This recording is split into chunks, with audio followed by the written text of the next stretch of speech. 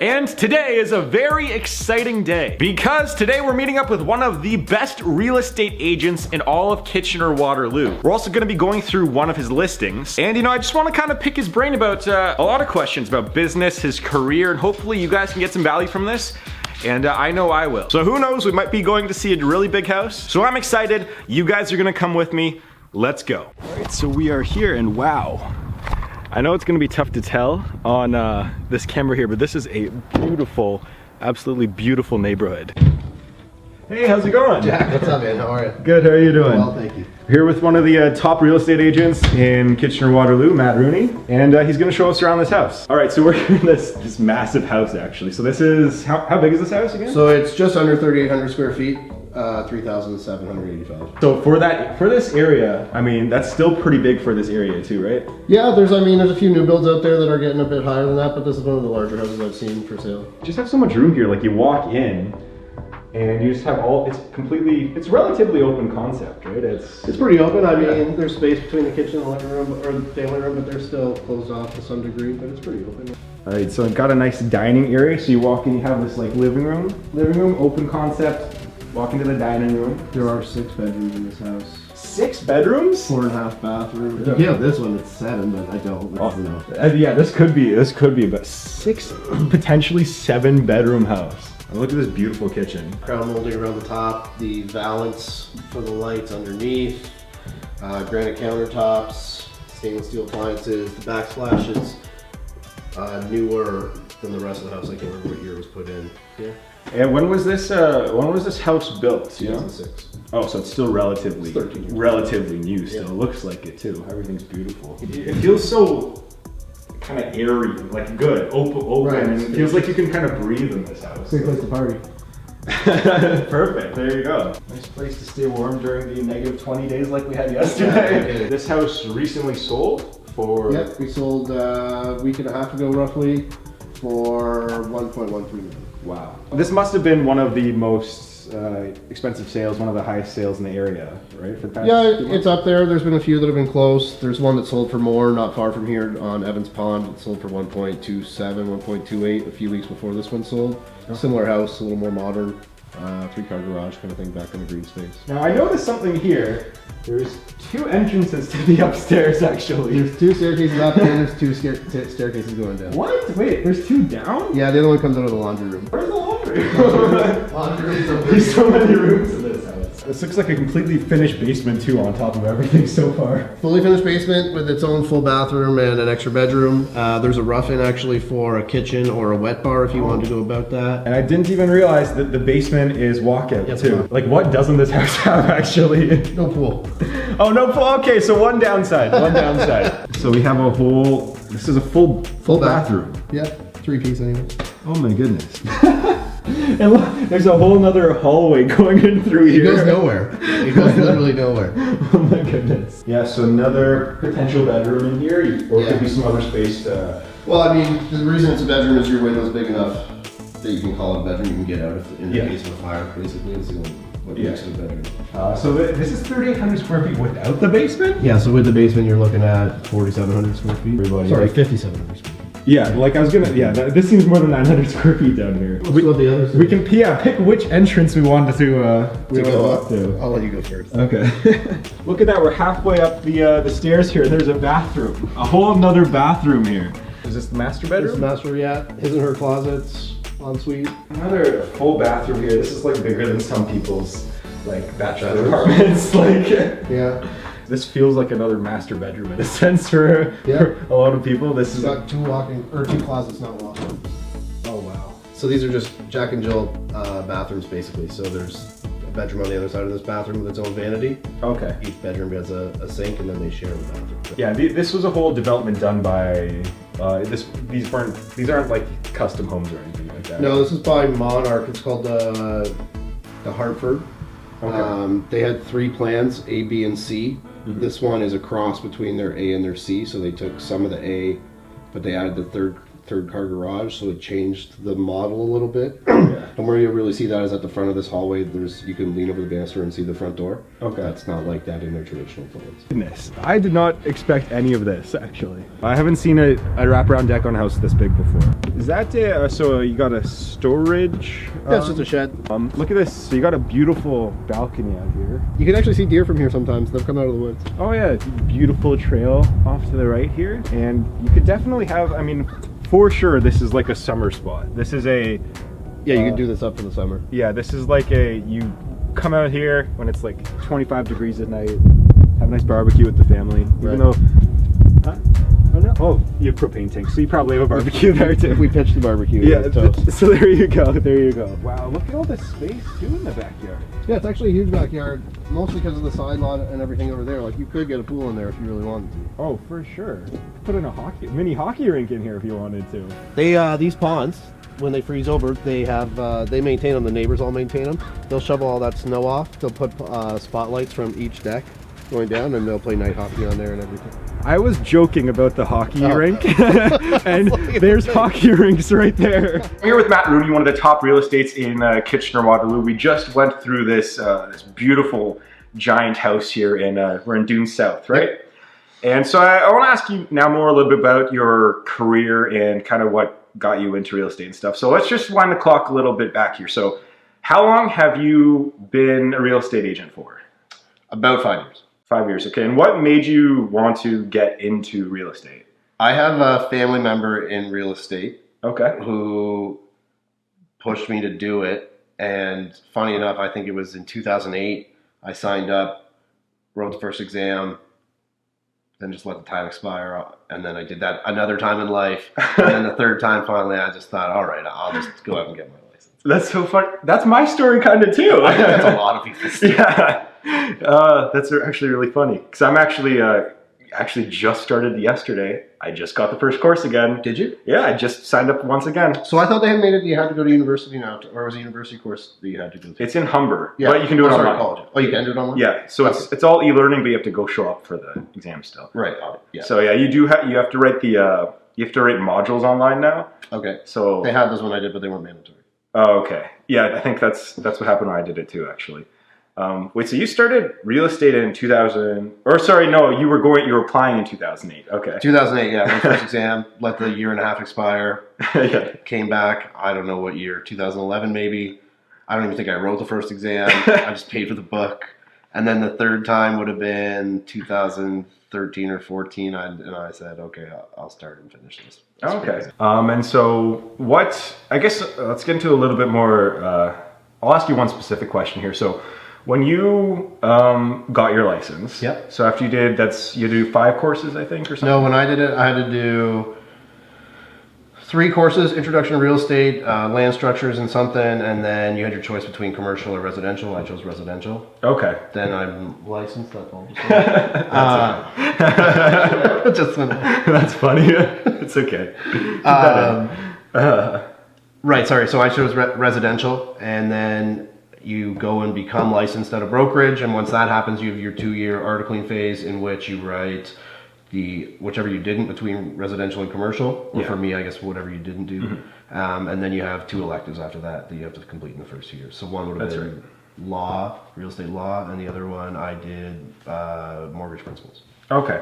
So after you got your license and stuff, so what you have to do, I think 2 things, one of which is you need to pick a brokerage or someone to hold your license. So right. What was that like for you? Like, did you have your mind made up beforehand, or? I did. I wouldn't recommend this for everyone, but the same family member that got me into real estate or encouraged me to get into real estate is at my brokerage, Remax Twin City. So mm-hmm. I went to Remax Twin City. It makes sense. That's probably, it's a good path to go. And so now, we're at that point where you got your license, you're hooked up with the brokerage. So now what was it like trying to sell your first property, or let's just say, what was it like getting your first client? What was that like, your first clients? Was it tough? I remember my first clients. I love them. I had worked with them in a previous job, and yeah, it was difficult. I think the first year I did 2 deals in my first year. I think I ended up in the red. Oh, well, that's, from what I've heard, if you get two deals, like, most people quit in the first year once they get their license, right? Or like, a lot of people don't get any deals. and I was actually reading recently about in Toronto specifically, I know it's not here, but 34% of people never sell a property after getting their real estate license. They just quit. That's madness to me. Yeah. I believe that stat. There's so many real estate agents in Toronto. There's so many here too. I mean, we have at least 1,300, if not 1,500 in the region. It's quite a lot because the population is a few 100,000, right, something like that. So it's quite a bit. Sorry, I kind of cut you off there. So yeah, you got your first clients, and now what was that? Take me through like what was it like actually selling your first place or first places? Like, how were you feeling? What was the? I was nervous. I don't want to say you're a fish out of water because you have the schooling to lean on, and I had support from my brokerage and the people there that I can ask questions to. But I'm doing something for the first time, and it's almost it's not a learn as you go. I've seen the contracts before, but I've filled one out theoretically, not practically, and now I have to fill it out practically. So there was that. There's just people ask questions like, now I can just go through the process without thinking twice about it. But then I really had to ask a question every step of the way. Okay, what should I do next? And what about this? And who should I go to for pictures? And I have my signs printed. How do I go about getting that person to put up the sign, et cetera, et cetera? It's a big like learning curve for real estate agents going like to actually do their first sales on their own, right? Right. I imagine it's like that in a lot of jobs for a lot of people. I just think you may have a bit more hands-on support in other careers. Yeah, because this is a lot of people take or want to get into real estate and become an agent because they kind of like the being on their own kind of lifestyle where it's you really don't have a boss, even though if you're an agent you have a brokerage, but it's not. You're an independent contractor, so I mean, you're partnered with them in some way. You definitely have to follow their guidelines and their regulations, but it is a make what you will career, I guess. So you've been an agent now for 5 years, you say? About that, yeah. 5 years. So how has the market in KW been, and has it like fluctuated at all? Has it been? My first year in real estate, the market was nowhere near what it is today. It was the market was at almost an equilibrium, I guess, even supply and demand. And then 2016 came and things just went nuts. Within 3 months, there were multiple offers on properties and we all had to wrap our heads around what was happening. It skyrocketed and we didn't really see it. I didn't really see it coming anyways. And I don't think a lot of people saw it coming. And our demand went through the roof and people were obviously seeing their houses double in value in a matter of months. And it's kind of stayed that way. I mean, we've skyrocketed. We're well over 25% higher in market value now than we were 5 years ago. And today, we're still at an incredible demand versus a lower supply. And then even specifically to this month, our supply is even lower and our demand hasn't really changed. I've noticed that too, because I've been here. I moved here in 2016. Yeah. And so when I moved here, I'm like, should I buy a place? Or like, and then I decided to rent. And then, I'm looking now at the places that I was looking at for like, you could get a detached house in KW for like high 200s or like low 300s where I was looking. And now like entry level's 400 pretty much for a detached house. Like at least kind of in the core area. Yeah, if you're lucky, 400. Yeah. I think they're listed for higher 400 and they probably sell for 480. Exactly. Like I remember I was actually looking at places around here too, just townhouses and stuff. Like there was some for, high 200s, low 300s, and now that's not a possibility now for. No. There's one that just listed in these townhouses right behind us that 5 years ago they would have been listed for about 370. 360 and they're going to sell for closer to 500 now. That's insane. And so now this also kind of brings up two things I wanted to mention, which was, so because real estate's been a hot market here for the last few years or so, have you seen a kind of an influx of, I'm trying to think of a better word, but like competitiveness of agents, or have you seen more agents trying to join? Is it harder to get listings, or have you not seen that at all? Yes, it's more difficult to get listings. I should say that's compared to finding buyers. It's easier to find a buyer than it is to find a seller at the moment because there's so many more of them than there are sellers. Exactly. Competition is definitely high between realtors to get the listings. I guess that's just really how you approach your business and how you find clients that would dictate who's going to do that. There's a soft rule in real estate that, I mean, this is just what they say, that 20% of the people are doing 80% of the business and 80% of the people are doing 20% of the business. Right. I feel like that it's like that in just pretty much almost any space in business. For the most part. Just anything from even doing YouTube. That's kind of what it's like. It might be 99.1.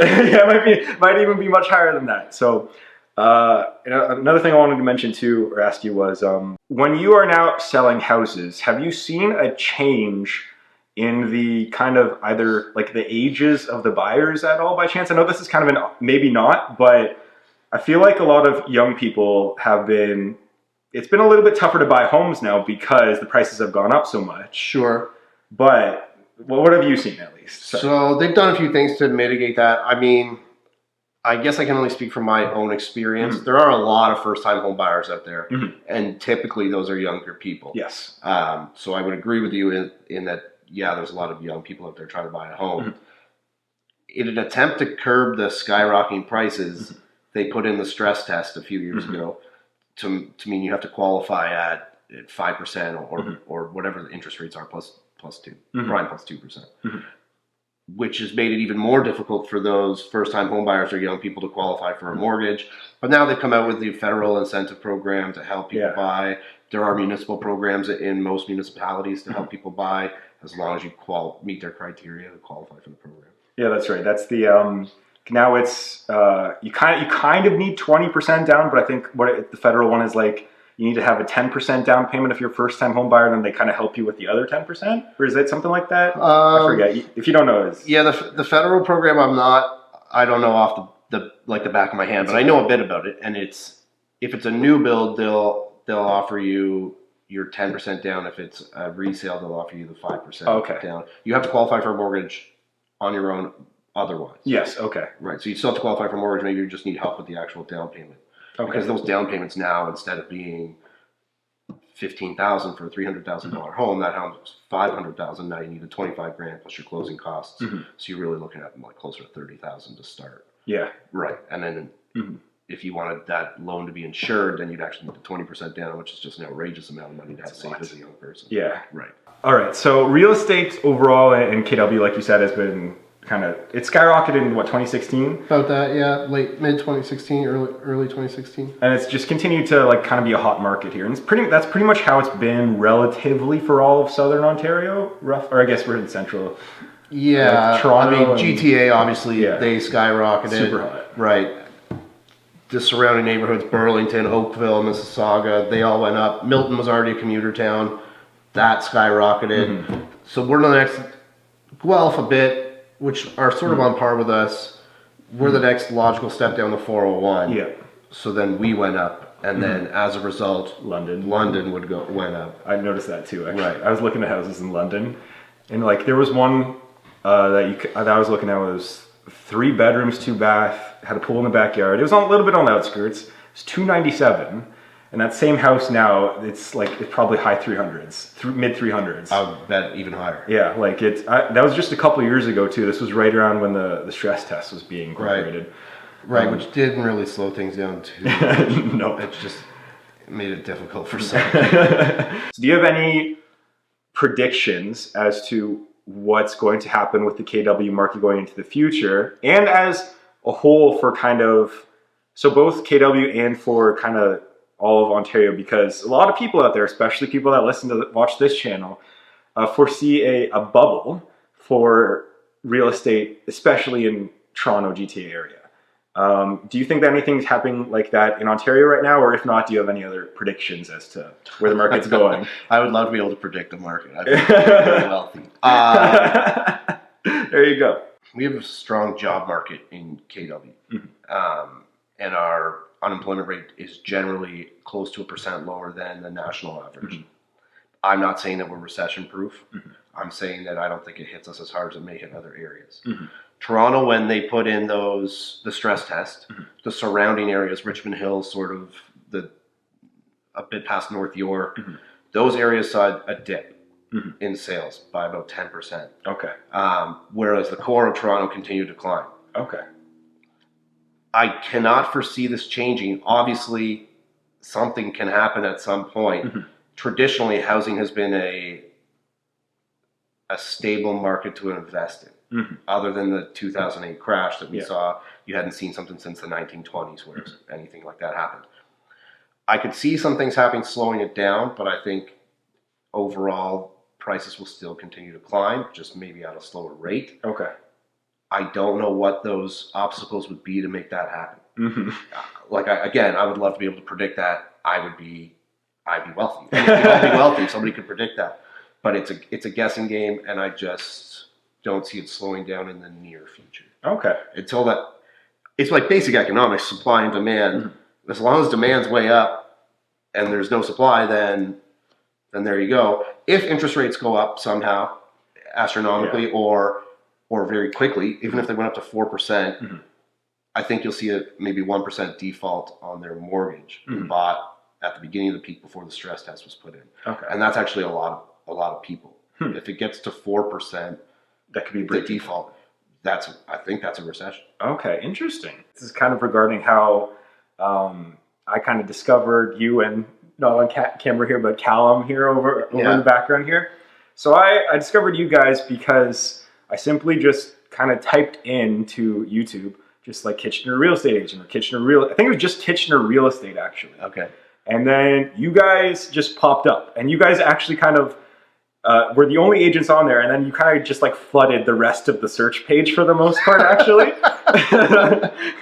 So it was like you, and then there's a couple other like people talking about the market, but you were the only agent on there. Like, so you guys kind of flooded the search page for me. So, my question for you is, I'm guessing that you guys are focusing a lot more now on the online video marketing aspect of real estate, because there's a lot of, at least from my experience, the vast majority of real estate agents have not caught on to this trend.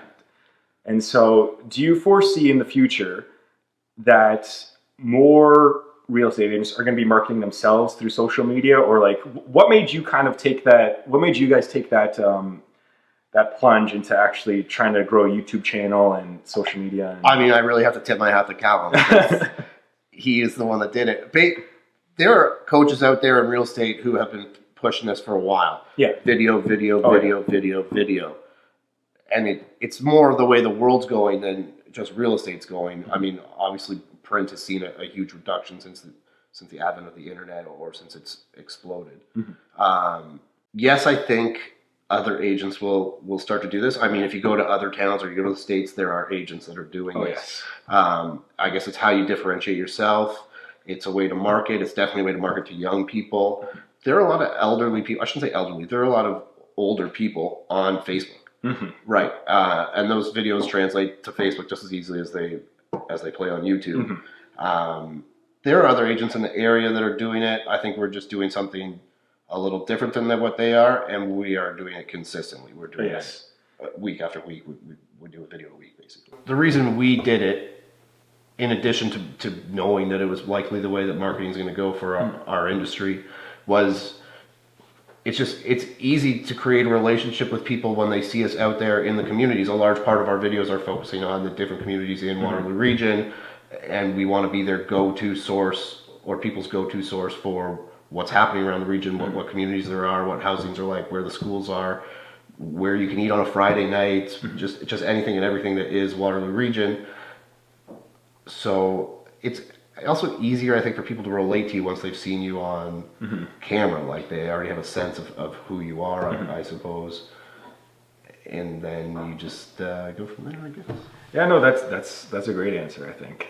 And I'll leave a link below for everyone watching this to all of Matt's his YouTube channel and Instagram and whatever else you want to promote, your website. By the way, Facebook website. I don't know what else we got. A lot of people watching this right now, pretty much everyone watching this, is between the age of like 16 to 30 years old. Pretty much everyone watching this. Right in the prime. Yeah, exactly. And so a lot of people watching this want to potentially like become a real estate agent, or, you know, start their own business, whatever it may be. I'll just say, what advice would you have for any young people out there that wanted to become real estate agents? Sure. I mean, obviously, go get your license.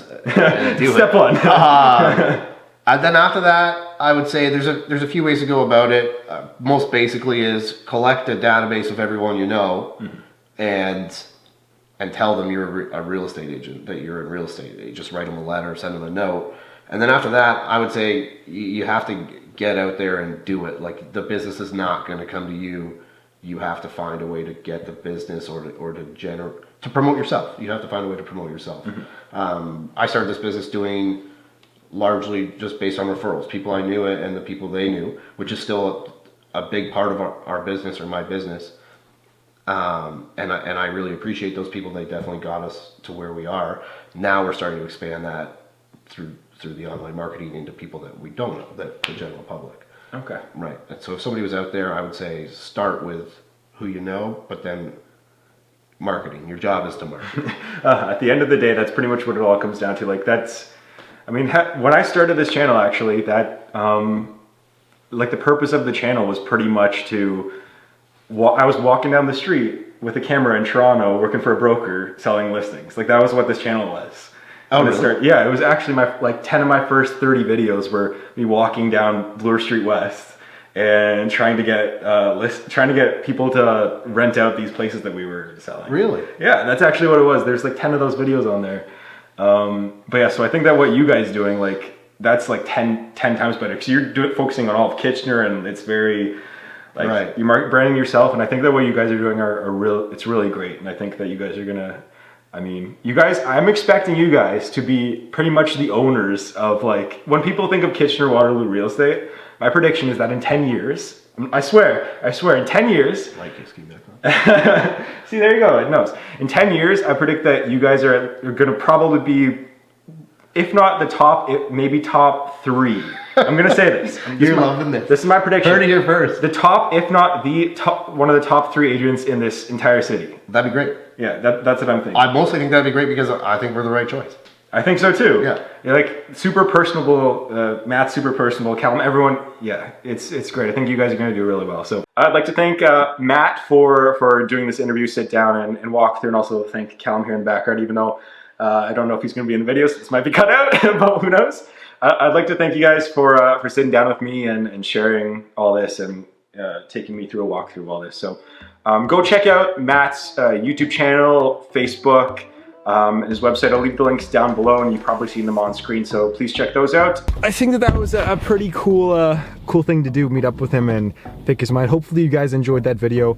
I really much enjoyed talking to Matt and Callum too. And so if you want me to do more videos like this, just let me know in the comments down below. And yeah, again, please go subscribe to Matt, and I'll leave a link down to his YouTube channel down below, along with his website and Facebook. But his YouTube channel, you guys will like it a lot, especially if you live in the Kitchener-Waterloo area. And please hit that subscribe button down below for myself, and that like button.